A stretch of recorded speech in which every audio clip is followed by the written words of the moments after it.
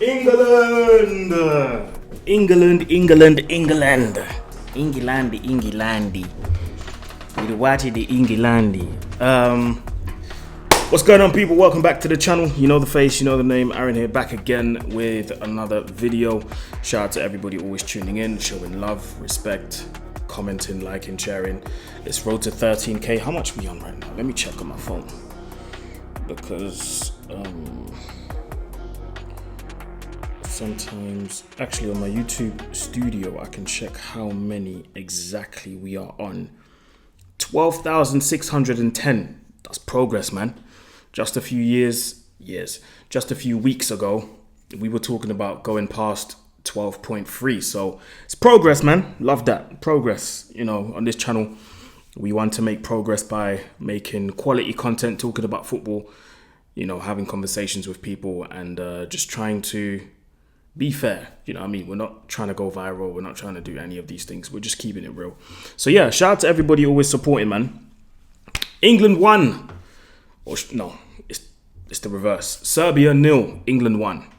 A good start for England. A very good start for England. At the end of the day, in years' time, if, let's say, England was to win the whole thing, we're not going to look back and talk about how they won. We're just going to talk about the result. And maybe I'm going too far. Tomorrow, people will have forgotten about how England won today. But like I said, on this channel, we do focus on the intricate stuff and we do focus on the details, because as much as this is a tournament, when the things you do or don't do as a nation in a tournament, they will be either useful in the future to come, well, the games to come in the group stages and in the knockout rounds if you qualify for it, or the things that you do or don't do can come back to bite you. Whoa, there we go. Said it correctly. They can come back to bite you. So England started the game off really well, dominated possession, controlled the game fully. Serbia couldn't get out of their own half. Certain players were really, really strong, I thought, in the first half. And to be fair, overall, the whole game, I thought Mark Guéhi was really, really good. I thought in the first half, to me at least, Bukayo Saka really, really stood out. He was cooking Pavlovic. Just like yesterday when I talked about Chiesa, Saka had Pavlovic on toast every time. And it wasn't quite like Chiesa last night, but it was more direct. Step over, boom, past him. Step over, shimmy, come inside, boom, pause, come inside, round the outside again, boom, past him. Step over, boom, past him. And then cross it in, and in the end, he even got an assist out of that. So Bukayo Saka, for me, in the first half was probably the standout footballer. Standout player for England. Obviously, people are going to say Jude Bellingham because he scored the goal. And listen, I'm not taking anything away from him. He scored the goal. It was crucial to score the goal at that moment because England were dominating possession. Like I said, England was dictating how the game was going. So they had to score in that moment. And who else but Jude Bellingham? Do you know what I mean? Again, late run into the box. He really knows how to time these runs and, you know, arrive late into the box and score. So I've got to give him credit for that. Do you know what I mean? But for me, the standout player was Bukayo Saka, man, because, yeah, man, he wasn't shy to get on the ball. He wasn't shy to demand the ball.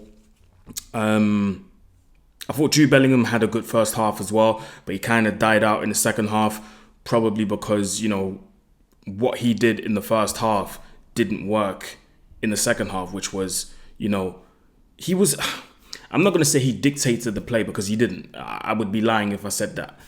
But one thing I do give him credit for is that he wasn't shy. He wasn't shy, wasn't hiding, wanted the ball, was asking for it, was demanding it.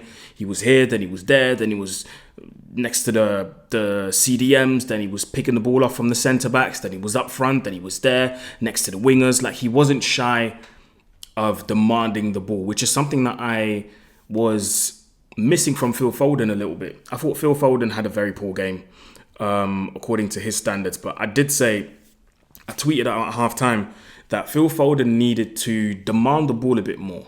Like when I say demand, I'm literally saying I'm literally talking about screaming at your teammates to receive the ball, or if they don't give you the ball, go get it off them.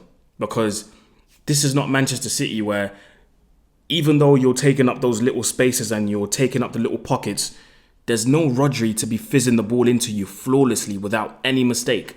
Because Declan Rice and Jude Bellingham are not good enough to do that. Trent only cares about doing the cross ball to the other side. He can't fizz the ball into Foden like Rodri does, like Kovacic does for Man City. So there's nobody there to do that. Stones, probably yes, but he was playing as a centre-back, so he couldn't always do that. He couldn't always be in those advanced positions where, boom, you fizz the ball into Foden on the half-turn, boom, and we know Foden on the half-turn is really, really good. So I thought Foden could have done a bit better, but then again, I thought he was set up in the wrong position. I think he's very... I think Foden on the wing is wasted. It's pointless because he's left-footed and he's always going to drift inside anyway. So you might as well play him in a 10. You might as well play him in a 10. Do you know what I mean? And maybe then those passes are going to be fizzed into him so he can receive them on the half-turn and then boom, go. Who else did I want to talk about? Harry Kane had a very poor game, man. Very poor game, and I'm honestly not trying to hear the whole, yeah, but he didn't get the service. Bro, this is the best bunch of footballers you will ever get around you to serve you and to help you. Do you see what I mean? So I'm really not trying to hear any excuses, and maybe, it's because, and that's another thing he does that I really don't like, because you've got all this talent around you, he's still trying to drop deep and he's still trying to... No, stop it. Like, just stay up front and the people will feed you. Trust me. So, Harry Kane, very, very poor game, man. It has to be said. It has to be said. I mean, these are big moments where you have to make it count. And yes, the chance that in the second half, I was going to say Foden. Bowen, really good cross with his left foot, with his weaker foot, his right foot. Really good cross. Harry Kane got it on target, but unfortunately, it was an amazing save from the goalkeeper. That reflex was exquisite to react that quick, and it even crashed on the crossbar as well. So, honestly, Harry Kane, it wasn't a good game at all. And if you want to make it count, if you want England to win a tournament, if you want to be part of that team, if you want to be the main man that makes the difference, you've got to score these, because right now Bellingham's taking your shine away, bro. Bellingham's taking all the headlines. He's number one right now. He's the head honcho ahead of you. So if there's any time to step up, it's now. And the next game is not going to be any easier. I believe it's going to be Denmark. Let me just check quickly. England's next game is going to be Denmark. So it's not going to get any easier, because today it was Milenkovic, but next week it's Anderson, it's Vestergaard. Do you know what I mean? Who's the third centre-back? Let me check again, because you guys know I like to check my stats properly, man. I like to check my stuff properly. Today it was Milenkovic, but tomorrow. Next week, in a couple of days, actually, I was going to say, I keep saying next week. In a couple of days, it's not just going to be Milenkovic, it's Vestergaard, it's Christensen, it's Anderson. So maybe not physical centre-backs in terms of, how they handle things, maybe Anderson a little bit, but intelligent centre-backs. Intelligent, smart centre-backs. So Harry Kane needs to step up. Do you know what I mean? A lot of people got him down to win the Golden Boot. You have to step up. Harold, if it's now or never. Do you see what I mean? So overall, the first half was really good, but in the second half, that's when Serbia woke up. Serbia pressed more, they were more aggressive, they wanted it more, they were in England's faces. Pavlovic improved, he was always ahead of Saka. If he didn't get the ball ahead of Saka, even if Saka got the first touch, he was there on him straight away. Obviously, sometimes committing fouls, but just making sure Saka wasn't going to go past him like he did in the first half. And I think Saka didn't get past Pavlovic once in the second half. I could be wrong, but please correct me. So I think in the second half, Serbia were actually the better team, and they probably deserved an equaliser. The shot from Vlahovic, the chance from Tadic. There was another chance I forgot. The shot that was blocked off the line from Harry Kane. So I think they actually would have deserved an equaliser here, man. And yeah, man. But then again, the Serbia coach probably needs to go back to the drawing board. Starting Vlahovic and Mitrovic, if you're not going to serve them, it's pointless. It's pointless. If you're not going to spam in crosses for them to feed off of, it's pointless. Do you see what I mean? It's very much pointless. So I would rather have you start either one of Mitrovic or Vlahovic, yeah? One of those, and you put someone out on the wing. You put two guys on the wing who can cross the ball properly. Kostic maybe, and then someone else. The guy that was brought on the left-hand side, the left back that came on, he was really good, by the way. His crosses were A1. You put either him or Kostic, and then someone on the right. Kostic went off injured.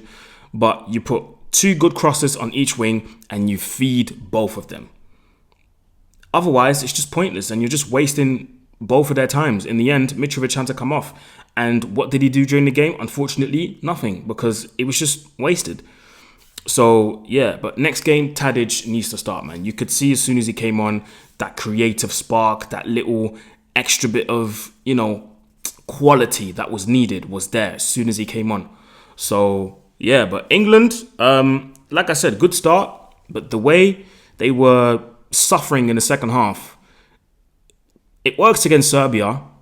It might work next week or in a couple of days against Denmark. But there will be a time where eventually it's going to catch up to you. And this is why I said some of the things that you do or don't do as a nation can come back to bite you. So if you want to avoid stuff from coming back to bite you, you have to rectify it straight away. And England suffering like they did in the second half, that's not it. I think the only shot on target was the Harry Kane chance. That's not good enough. Obviously, listen, it's a tournament. Anything can happen, and they can 1-0 themselves to a final. It happens. We've seen it before. Portugal went to the final in 2016 without having won a single game in the group stages or a single game on the way to the final, because obviously they always went to extra time and penalties and whatnot. So it can happen, but more often than not, these type of performances are not going to get you to the final. That's just my opinion. So, yeah, man. Listen, let me know what you think in the comment section below. Like, share, subscribe. You know what to do, people. Final word of this video. If you made it to the end of this video, go in the comment section and type in... what word are we going to use today? You know what? I'm actually looking straight to my... I'm looking straight to my couch, and I can see one of my blue caps on there. One of my blue snapbacks, and it says LA. Don't ask me why. I just like it. I just liked it and I bought it. So if you made it to the end of this video, final word of today, LA. L-A. So yeah, like, share, subscribe, people. It's road to 13K. We're nearly there, obviously, because we've cracked 12.6. So make sure you subscribe, share, like, comment, all of that good stuff. Let me know who your man of the match is. I would probably say... it's hard to choose, actually. Obviously, people are going to go with the obvious choice and say Jude Bellingham, but I thought there was other players better than him on the pitch. And in my opinion, I would probably say Bukayo Saka, because that first half, he was on smoke, fam. He was incredible. So I'd probably say Bukayo Saka. That's just my opinion. But yeah, let me know what you think in the comment section below. Tomorrow, we've got 2 tasty fixtures. Yeah. On the menu, we've got Belgium against Slovakia, and we've got France in the evening up against Austria. That's going to be fantastic. So yeah, make sure you stay tuned in, like, share, subscribe, people, and I'm out. See you tomorrow. England, England, England.